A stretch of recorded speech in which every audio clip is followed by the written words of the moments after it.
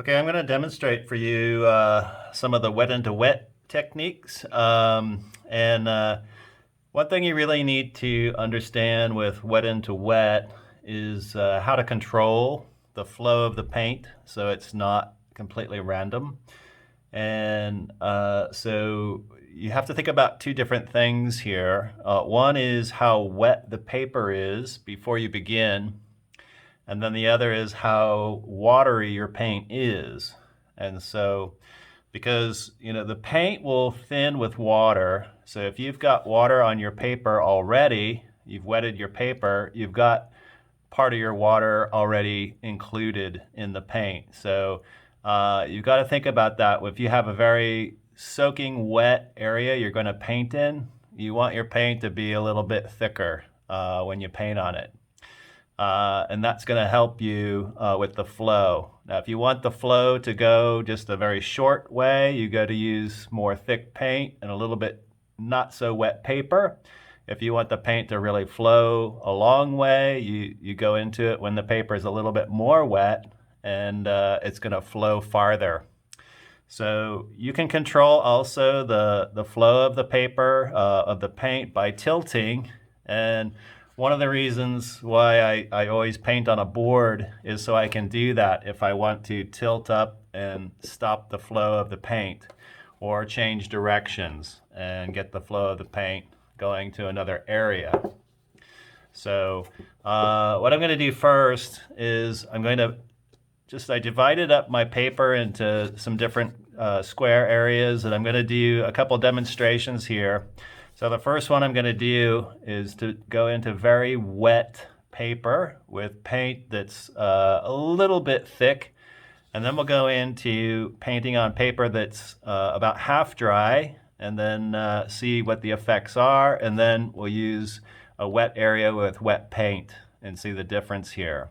So I am using 100% cotton paper, and that's another sort of key factor when you're doing wet into wet and you want to get really good flow and bright colors. So you can see the top example there.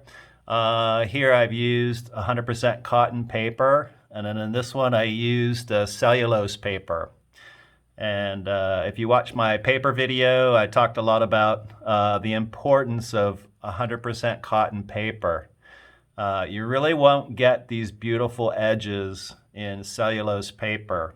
Cellulose does give you the granulation sometimes, but maybe I don't want that. And this is the problem with cellulose, is it granulates too quickly.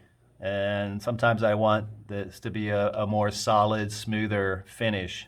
So well, let's get into some of the first steps here. We'll go into step one of really wet paper and thick paint. So a lot of students have the tendency when they're going to paint wet into wet, and it's very exciting, so they go into it while the paper is still super wet. So I'm going to do that, and I'm just going to use my mop here to wet in my paper. And so when you wet your paper, sometimes the first wetting of your paper, it takes a minute to soak in. Watercolor paper has this kind of sizing on it, so you'll notice the very first pass I make doesn't quite soak it in, so you want to make sure you've gotten that whole area wet. And so now we can see, maybe you can see there's a kind of gloss to it. There's not much water pooling down at the bottom here. It's just good and solidly wet. I don't want to overload my paper, but there it's completely wet. And when you're doing wet into wet, I usually, oops, I just bumped my table, put my palette up here, show you. I'll use a tube paint because you can get a really thick paint mixture. So I'm just going to squeeze a little bit of paint out there. That's more than I need.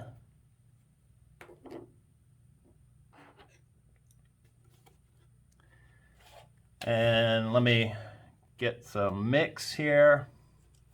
I'll show it to you so you can see how thick this is going to be.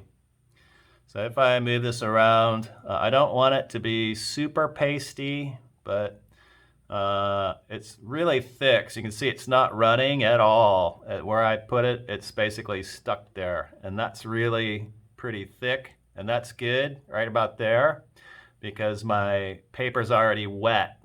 And so let me go in here. I'll just make one pass here at the bottom, and you just let it go. So with wet into wet, it's really important you don't keep pushing around. It's basically one stroke and then let it run. And because my paper is on an angle on my board, it's not pulling too much up, but you're starting to see some of these what look sort of hair-like. And now this can be an effect that you might want for landscape painting, say in a very distant mountain with trees, and that could work really well for you. As it dries, it's going to just a little bit more continue up as it goes, and we'll let that sit and let it dry so you can see what the effect is. Okay, for this next one, I already got this wet a little bit a few minutes ago, maybe about 2 minutes ago, and I'm letting it kind of dry a little bit, and now it's just slightly glossy, and I'm going to go in with the same kind of paint mixture and put in a stroke here. And if you look back at the original one here, it's almost dry. It's a little wet at the bottom because I use such a heavy amount of paint. But you get a really soft, sort of wispy kind of look here. And as we go to this one, because I let the paper dry for about 2 minutes or so, maybe 3 minutes, let it dry, it's not going to run as much. I'm going to get a shorter bleed out. And so if you wanted to sort of stop it, you could tilt the paper and board up and you can stop some of that flow, but we're going to get this sort of fuzzy line here. And as that one's drying, I'm going to show you another technique too. And this is a technique I sometimes use to get some different textural effects, and it's not exactly all wet into wet, but I begin with a fairly thick paint. And I probably wouldn't do this until near the end of my painting. But I'll put a fairly thick amount of paint here. If it's a little crumbly, that's okay, it doesn't matter. And then what I'm going to do is, this paper's dry here. I'm going to start up at the top and bring the water down. And as I get to that line, I'm just going to one pass over it. And you'll see what the effect is. So as I start from the top, I'm going to get this wet. And I'm going to run it down, get a little more water.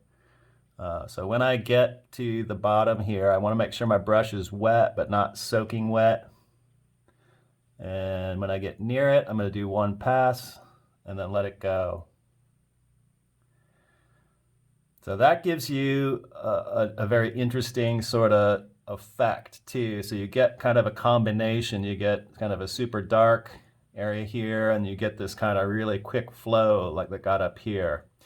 But we get more division between our light and dark here, whereas this is kind of a more subtle wisping off, and here is kind of a very quick jump out from that wet, from that darker paint area.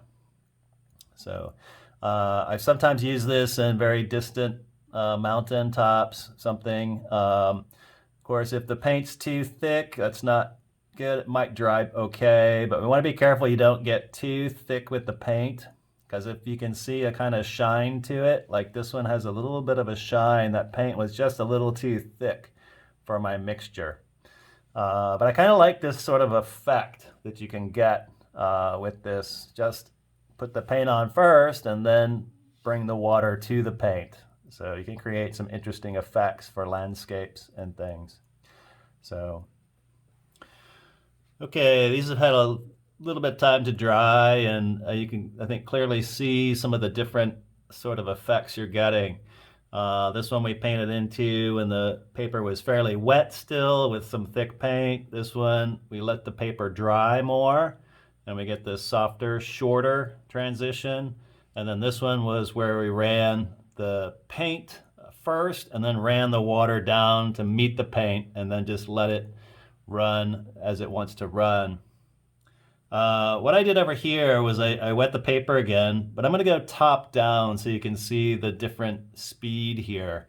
Because my board is angled, and before I was working where my color was bleeding up and not going too far, and now we're going to see quite a bit of run in this color. So I'll put it on here, and then we'll let it run. And this one is about as wet. It's sort of in between these two. It's going to probably run pretty well. I'm going to get longer, sort of these hairs, or imagine they could be trees or whatever. And then I'm going to do one that's super wet. And we'll see the difference here, one that's really, really soaked. And let that color run. So this one, I'm really sopping on the water and making sure that's soppy wet. Make sure you really coat the whole area. Sometimes you have to angle your head to see if you've gotten all of the area you want to do the wet into wet. Because the paint will only go where the paper's wet. So let's get this one in there. That's really wet. We'll put a line in there and watch that one run. So you can see this one's already meeting and now passing this one, and so it was because of how wet that paper was. You can see a little bit where the paper was dry, and that water doesn't want to go there. If the paper's dry and you paint on it, it will kind of basically stop where the water is, or where the paper's dry. So you might see some water pooling down here at the bottom. And if you get that in your watercolors, it's kind of a quick fix. You can take a clean brush and then get the water out of your brush. I just took this brush here, get the water out and the paint out. Good idea to clean it first. And then it can work as a mop if you get the water out and then just run it near the bottom here and then squeegee it and then run it again and squeegee, and keep doing it till you get the water out.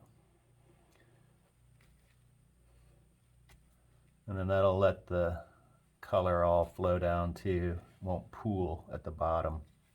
The same over here. I'll just lift out that water. So, oops, I got a little hair in there. If you get a hair, do your best to just sort of get it out. We can see that that's a lot less control, but you might get some really interesting textures in here. This is much more controlled because it wasn't quite as soaking wet. So you get more bright color in here too because I let the paper sort of halfway dry. It was still a little bit glossy.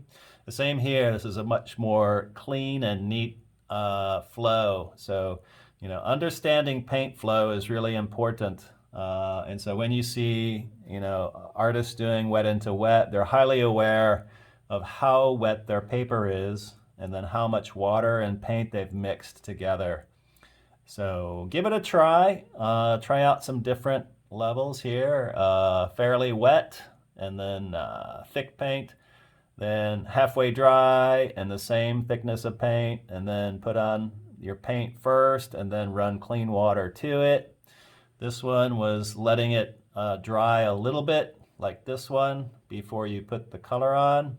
And then this one was a very wet into wet like our first one here. So we've got here top down and then here we had bottom up. So a little bit difference in the flows. Even in this one they were both done in the same kind of time frame, but this flowed a little more because I flipped the paper upside down. Hey, thanks for watching my video. If you like that, you can check out more of my videos on YouTube for tips and tutorials in watercolor.